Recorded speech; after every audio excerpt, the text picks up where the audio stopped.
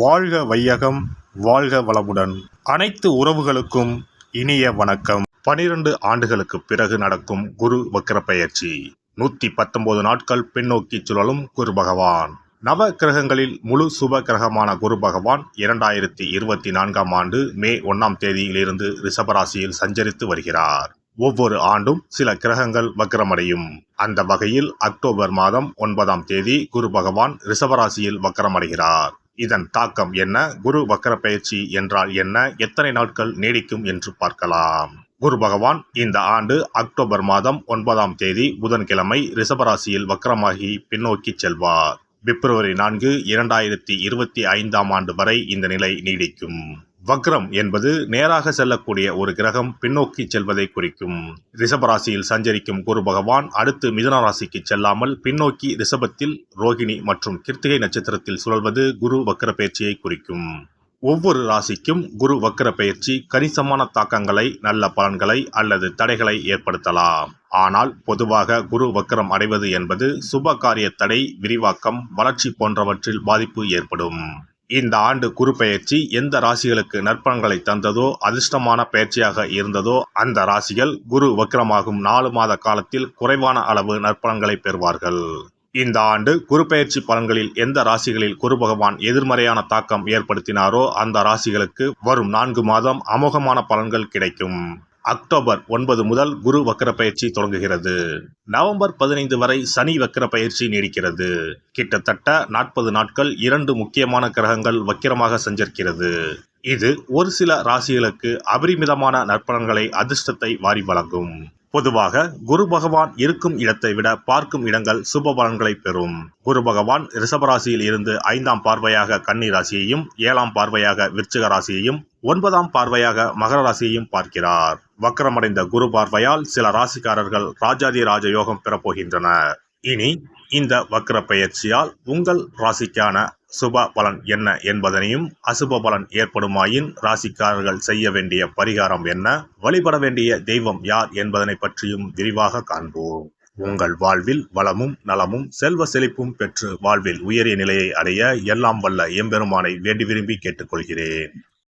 மிதுன ராசி அன்பர்களே, இந்த காலகட்டத்தில் உடல் ஆரோக்கியத்தில் கூடுதல் கவனம் எடுத்துக்கொள்ள வேண்டியிருக்கும். சின்ன சின்ன உடல் உபாதைகள் உங்களை பெரிய அளவில் பயமுறுத்தி பார்க்கும். அந்நிலையில் குலதெய்வ வழிபாடு உங்களுக்கு ஆறுதல் தரும். மற்றபடி செலவுகள் அதிகரித்து காணப்படும். கையிருப்பு கூட பெருமளவில் குறைய இடம் உண்டு. அதனால் முடிந்த வரையில் சிக்கனமாக இருந்து கொள்ளுங்கள். சிலருக்கு வீடு வாகனம் தொடர்பாக செலவுகள் ஏற்பட வாய்ப்புண்டு. சிலருக்கு வீடு வாகனம் தொடர்பாக புதிய கடன்கள் ஏற்படவும் வாய்ப்புண்டு. இந்த காலகட்டத்தில் கடன் வாங்கினால் அதனை அடைப்பது மிகவும் கடினம். மொத்தத்தில் பொருளாதாரம் சற்று ஏற்ற இறக்கமாகத்தான் இருக்கும். எனினும் நீங்கள் அதனை சமாளித்து விடுவீர்கள். உத்தியோகத்தை பொறுத்தவரையில் சின்ன சின்ன விஷயங்களில் கூட மேல் அதிகாரிகளை அதிகம் அனுசரித்து செல்ல வேண்டியிருக்கும். அலைச்சல் சற்று அதிகமாகத்தான் இருக்கும். சிலரை தேடி புதிய பொறுப்புகள் வரலாம். உத்தியோகத்தில் எதிர்பார்த்த சலுகைகள், பதவி உயர்வு கிடைக்க சற்று தாமதம் ஆகலாம். ஒருவேளை உத்தியோகத்தில் நல்ல திருப்பங்கள் வேண்டும் என்று நினைத்தால் மஞ்சள் வாசனை மலர் கொண்டு நெய் தீபம் ஏற்றி குலதெய்வத்தை குறிப்பாக வியாழக்கிழமைகளில் வழிபட்டு வாருங்கள். அதே போல தொழில் அல்லது வியாபாரத்தில் எண்ணற்ற தடைகளை தாண்டிதான் நீங்கள் முன்னேற வேண்டியிருக்கும். தொழில் வியாபாரத்தில் உள்ள போட்டி பொறாமைகளை தவிர்க்க முடியாது. வாடிக்கையாளர்களை திருப்திப்படுத்துவதற்குள் போதும் போதும் என்று ஆகிவிடும். எனினும் என்ன டென்ஷன் இருந்தாலும் கூட வாடிக்கையாளர்களிடம் கோபத்தை காட்ட வேண்டாம். சிலர் புதிய சலுகைகளை அறிவித்து வாடிக்கையாளர்களை தக்க வைத்துக் கொள்ள நேரிடும். இதனால் லாபங்கள் குறைய வாய்ப்புண்டு. தொழில் வியாபாரத்தில் பெரிய முதலீடுகளை நன்கு யோசித்து செய்யவும். கொடுக்கல் வாங்கல் போன்ற விஷயங்களில் கூட கூடுதல் கவனத்துடன் இருந்து கொள்வது நல்லது. அரசியல்வாதிகள் தங்கள் கையிருப்பை கொடுத்து கட்சிக்காக உழைக்க வேண்டியிருக்கும். சிலர் அரசியலில் இருந்தே விலகிவிடலாமா என்று கூட யோசிக்க தோன்றும். அரசியலில் நேற்று வந்தவர்களுக்கு கூட அதிகார பதவிகள் கொடுக்கப்படலாம். இதனால் மனம் சோர்ந்து போக இடம் உண்டு. முடிந்த வரையில் தலைமையிடம் கோபத்தை காட்ட வேண்டாம். விவசாயிகள் எதிர்பார்க்கும் மகசூலை பெற அதிகம் போராட வேண்டியிருக்கும். களைகள், பூச்சிகள் மூலம் அதிக தொந்தரவு ஏற்படாமல் இருக்க குலதெய்வத்தை வணங்கி வேலையை துவங்குவது நல்லது. கலைஞர்கள் ஏற்ற வாய்ப்பு கிடைக்கும் வரையில் காத்திருக்காமல் அப்போதைக்கு கிடைக்கும் வாய்ப்பை பயன்படுத்தி முன்னேற பாருங்கள். எனினும் இக்காலகட்டத்தில் எண்ணற்ற போட்டி பொறாமைகளை சந்திக்க வேண்டியிருக்கும். எதிலும் பொறுமையை கடைபிடிப்பது நல்லது. பெண்கள் தங்க நகைகளை அடகு வைக்காமல் இருக்க செலவுகளை குறைத்துக் கொள்ள பாருங்கள். தங்கம் கையை விட்டு போகாமல் பார்த்துக் கொள்ளுங்கள். வசதியான பெண்கள் கூட ஆபரணங்களை வாங்கும் சமயத்தில் கூடுதல் கவனத்துடன் இருந்து கொள்ளுங்கள். தங்கம் திருடு போகாமல் எல்லா வழிகளிலும் பார்த்துக் கொள்ளுங்கள். சுபகாரிய பேச்சுவார்த்தைகள் சற்று தாமதமாகலாம். மனம் போல மாங்கல்யம் அமைய அம்பாளை அதிகம் வழிபட்டு வாருங்கள். மாணவ மாணவியர் கூடுதல் முயற்சிகள் எடுத்து படிக்க வேண்டிய காலகட்டம் இதுவாகும். ஞாபக மறதி போன்ற பிரச்சனைகள் வராமல் இருக்க அதிகாலையில் எழுந்து படிப்பது நல்லது. நட்புகளை இனம் கண்டு தேர்வு செய்யுங்கள். வண்டி வாகனங்களில் வித்தைகள் செய்வது நல்லதல்ல. குறிப்பாக தாயாரின் உடல்நிலையில் கூடுதல் கவனம் எடுத்துக்கொள்வது நல்லது. மற்றபடி சிலருக்கு தாய்வழி உறவுகள் வழியில் சின்ன சின்ன சங்கடங்கள் தோன்றி மறையலாம். பெரும்பாலான கிரகங்கள் சாதகம் இல்லாத காலம் என்பதால் நிறைய இறைவனை வழிபடுங்கள்.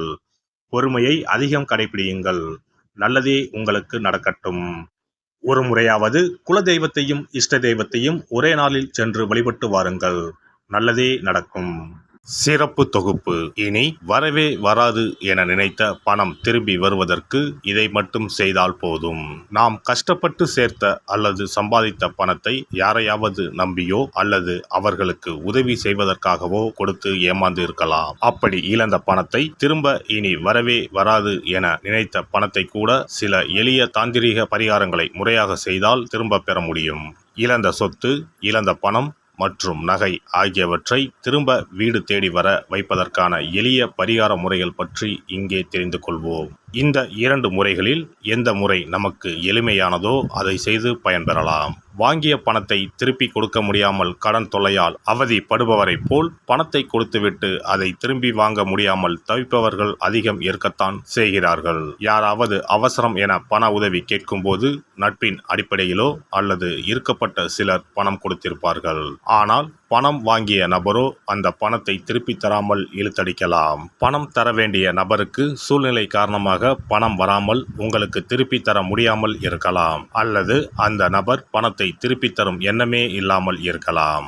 நீங்களும் பல முறை பணத்தை கேட்டு சலித்துவிட்டு இனி அந்த பணம் நமக்கு வரவே வராது என நினைத்து பணத்தை திருப்பி வாங்குவதற்கான முயற்சியை கூட கைவிட்டிருக்கலாம். இப்படி கொடுத்த பணம் திரும்பி வரவே வராது என நினைத்த பணத்தை உங்களிடம் பணம் வாங்கிய நபரே மனம் மாறி அவராக வந்து உங்களிடம் திருப்பி தருவதற்கு சில எளிய முறைகளை வீட்டிலேயே செய்தால் போதும்.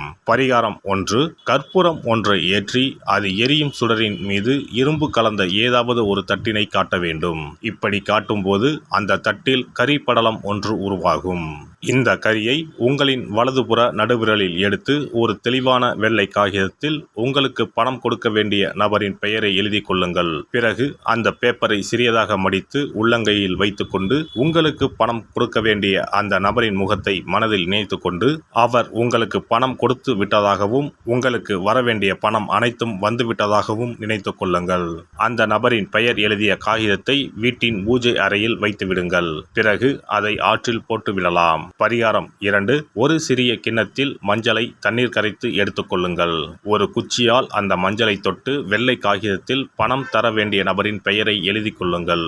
ஓம் ஸ்ரீ கார்த்த வீர்யாஜுனாய நமக என்ற மந்திரத்தை 27 முறை சொல்லி பணம் கொடுக்க வேண்டிய நபர் உங்களுக்கு தர வேண்டிய பணம் அனைத்தையும் கொடுத்து விட்டதாக நினைத்து வேண்டிக் கொண்டு அந்த காகிதத்தை சுற்றி வெள்ளை நூலால் கட்டிவிட வேண்டும். பிறகு அந்த காகிதத்தை ஆற்றிலோ கடலிலோ போட்டுவிட வேண்டும்.